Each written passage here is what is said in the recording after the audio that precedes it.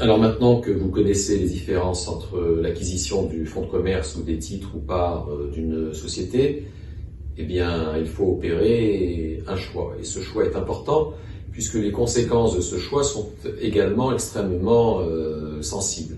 Alors pour le vendeur, pour celui qui vend son affaire comme on dit, il n'y a pas de véritable avantage à ne vendre que le fonds de commerce.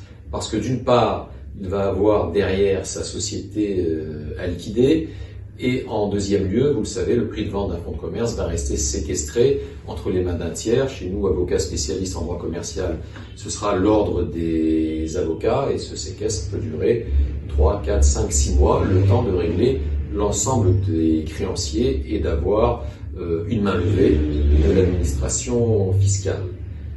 Pour l'acquéreur, acheter le fonds de commerce, ça a l'avantage d'acheter une affaire nettoyée de toute dette, de reprendre une affaire et de se lancer avec ses propres moyens et ses propres contrats, à l'exception du contrat de bail qu'on reprend et des salariés qu'on est obligé de reprendre.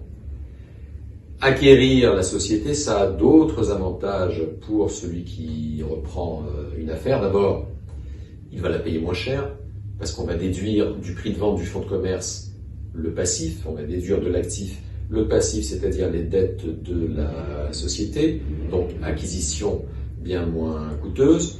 Les droits d'enregistrement seront moins élevés et avec cela, le propriétaire de la société va devoir gérer cette entité avec ses propres capacités. Maintenant, il y a des inconvénients. Évidemment, si vous payez moins cher, c'est qu'il y a un problème. Lorsqu'on paye moins cher et qu'on achète les titres d'une société, il y a un risque. Tout d'abord, il faut faire un audit de cette société. Le risque, c'est essentiellement que toutes les dettes n'aient pas été déclarées dans la situation comptable qui a été signée par les parties. Et le deuxième risque, c'est que même si le vendeur est de bonne foi et qu'il a déclaré toutes les dettes, eh bien, il en surviennent de nouvelles imprévues.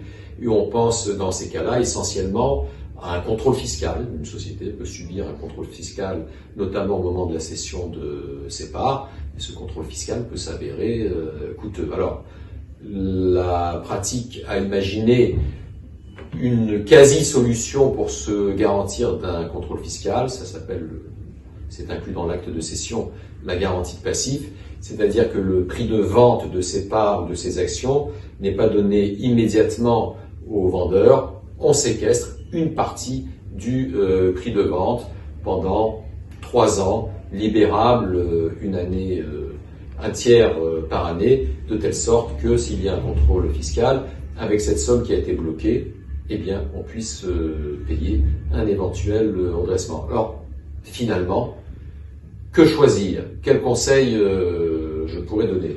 Vous l'avez compris, d'un côté, il faut avoir des fonds, de l'autre côté, il faut avoir le goût du risque, et souvent on a moins de fonds, donc voilà, la solution est toute trouvée. Si on veut une acquisition confortable, on achète le fonds de commerce. Si on est entreprenant, on n'a pas peur du risque et que de surcroît, on a moins de fonds disponibles, eh bien, on achète la société.